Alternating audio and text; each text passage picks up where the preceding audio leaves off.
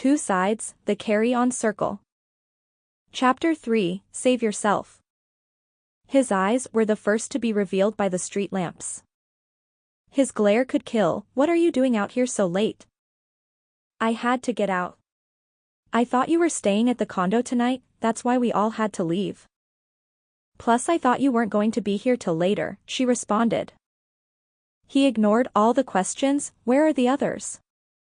Laundry room.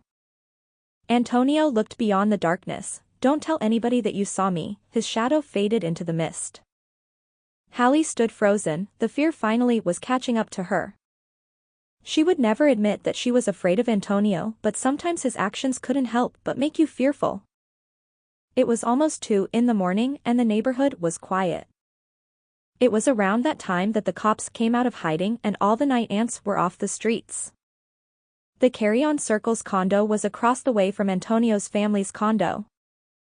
They would pass it every time they would be going home. The laundry room was too far to turn back to, so it was closer to go home.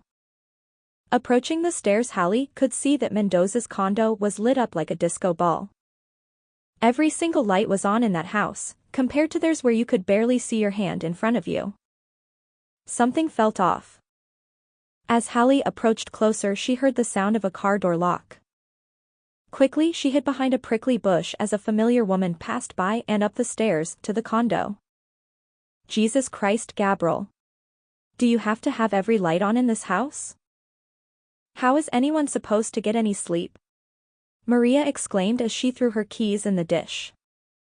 Gabriel, Antonio's dad, sat barely alive on the couch with the muted TV in front of him. Marcos came out from the other room with a cigarette in his mouth. You better not have been smoking with my baby in that room. He waved the cigarette in her face. Relax, chica, he's sound asleep and it's not even lit yet. The condo was a 2-bedroom and 1-bath complex. One of the rooms was occupied by the baby and parents while the second bedroom was Gabriel's. Even though he spent most of his nights passed out on the couch, Marcos was sober most of the time to be the guard for this place. Nobody besides the immediate Carry-On Circle knew this was the Mendoza residence. While the Carry-On Circle's place was widely known, the Mendoza's condo could serve as a hiding spot. This condo was minimal but has slightly more furniture than the Carry-On Circle. Unfortunately, not a crumb of food though. Gabriel jolted awake and shouted, "Who's in my house?" Marcos grabbed the lighter from the table and joined him on the couch. Go back to sleep, old man. Take another pill to hold you over till morning. He groaned. Nah, I'm up. Maria came back into the living room with her baby in her arms. How could you be with all the lights on?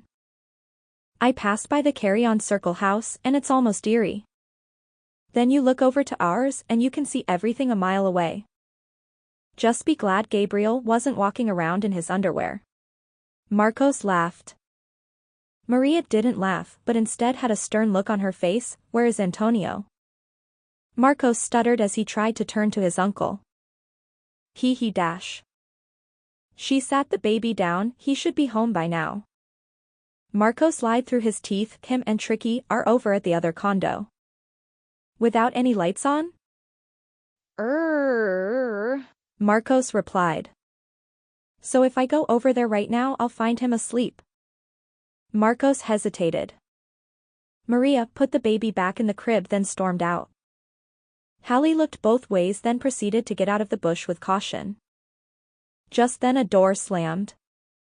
Maria, wait. Marcos called out. Hallie hurled back into the bush as she watched Maria race over to their condo with Marcos chasing after her. Uh-oh, she thought. Well, what if they aren't there? He yelled. Maria whipped her head around and shushed. Would you be quiet? It is the middle of the night. She jingled her keys as they took one step at a time up the stairs. Hallie crept behind them and hid at the bottom of the staircase. As Maria slowly turned the handle, Marcos's heart beat out of his ears. The door swung open and to no surprise, the apartment was pitch black.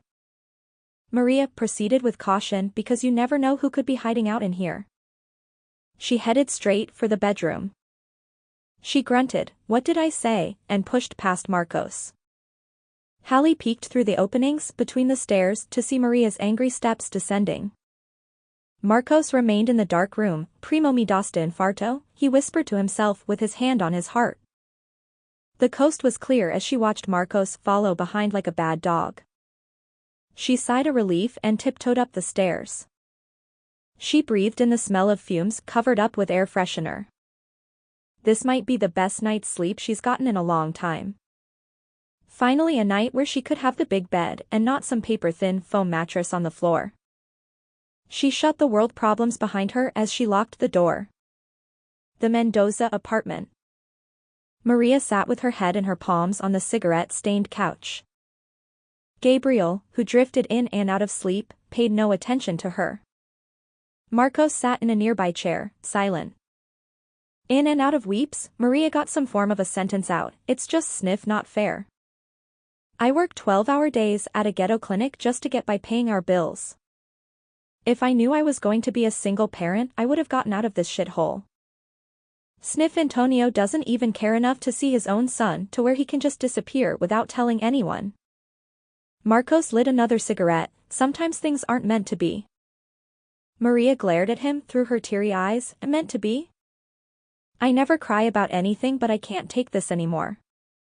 For once I would love to do something as a family that doesn't get interrupted by drugs. I mean, he does a lot for you. He runs an entire corporation who would kill for you too. And he provides you with a roof over your head. Where would you be without him?" Marcos replied. She mumbled, "Somewhere nicer than this," then raised her voice. "How would you feel if you saw your high school sweetheart an hour a day in the middle of the night, that is if it's a good day? And that you have a child together? I don't and will never want to be a part of the carry-on circle, so I don't know why you guys are always trying to tie me to it." Marcos shrugged and went into the kitchen. Maria wiped her tears and held her head in her palms. An anger came over her once she noticed Marcos was no longer next to her. She looked to the kitchen, then snuck into her room, locking the door behind her. Pulling her flip phone out of her jacket pocket, then quickly began dialing. Anxiety was high as the phone rang. Her heartbeat increased with every ring. Some kind of life had to be on the other side. Everything suddenly stopped when a voice replied, "You've reached the voicemail box of Scott and Beth Bounty. Any information offered can be eligible for cash compensation and may be anonymous. If you choose to leave your name and number, we will get back to you as soon as possible. Thank you."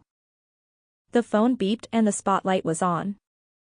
Maria took a deep breath. With a shaky voice she proceeded, "Hello, I would like to remain anonymous because this could end up being dangerous for my son and I. I'm aware that Antonio Mendoza is wanted and we have all been protecting him for too long. But I have reason to believe he's on the run again. Do whatever it takes to catch him. Hurt whoever you need to, this family is already broken enough.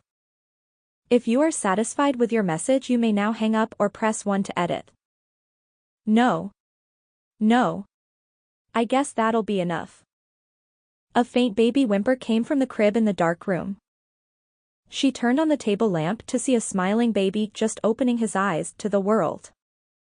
"We can't live like this," she whispered to herself, poking her head in the hallway. First to the living room to find Gabriel still on the couch, then Marcos in the other bedroom sound asleep with a cigarette still barely lit in the ashtray next to him.